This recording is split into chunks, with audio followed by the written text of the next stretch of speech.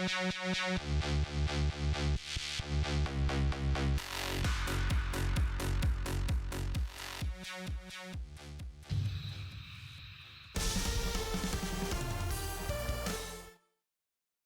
Motorsport 6 is fucking beautiful.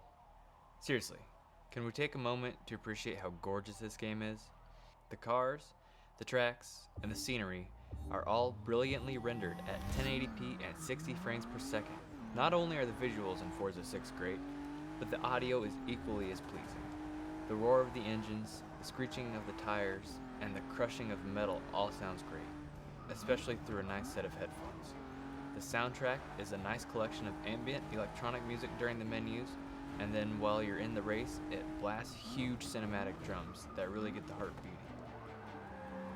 Finally, my favorite piece of audio is the return of former Top Gear hosts Richard Hammond and James May, but no Jeremy Clarkson this time, and that is kind of a bummer. I kind of miss Jezza. Now that we've gotten that out of the way, let's talk about what matters most in a racing game: the cars. Forza 6 has over 450 cars. Just let that sink in for a moment. 450. Every type of car, from Italian supercars to American muscle cars, all the way to trucks and even vans are represented in this game. If you like Ferraris, there's plenty to choose from. If you're more of an import guy, they're here too. Almost anything you could ever want to race, you can race in Forza 6. Along with the insane amount of cars in this game, there is an equal amount of customization options. Change your rims, your body parts, and anything performance-wise. Then, if you're like me, and you enjoy spending countless hours on this sort of thing, take the car into the decal customization shop and use up to 3,000 layers of custom shapes to make anything you can dream to make your car stand out. If you aren't like me, and you think that sounds like a monumental waste of time, but you still want a spiffy looking car, just download some community suggested designs. Of course, if you prefer just a solid color, you have every one in the rainbow to choose from.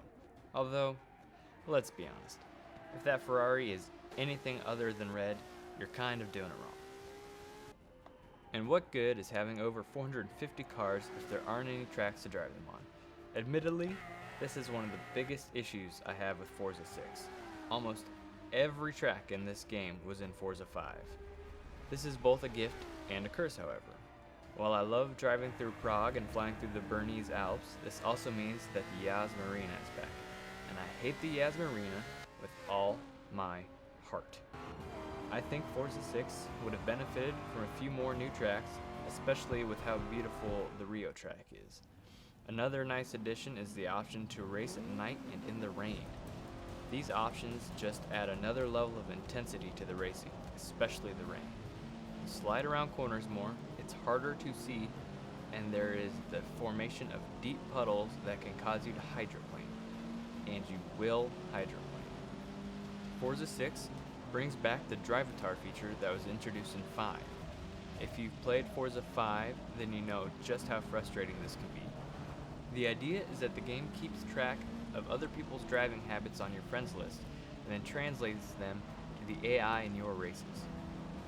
While driving against a field of your friends is much more interesting than driving against your standard racer names, it could also mean that your buddy Jim Bob likes to crash into people in his game, so he crashes into you in yours.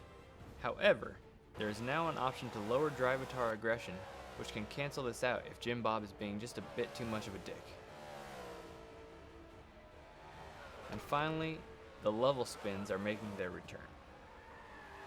Forza Horizon 2 had a system where every level you would get to spin for a random reward, and Forza 6's system is very similar. You can win cars, credits, or booster packs, which are an interesting new feature. These booster packs come with mods that you can apply to give your car or your wallet some benefits. There are single-use mods for improved payout or better grip position, and then there are permanent ones that can give you bonuses to grip or acceleration.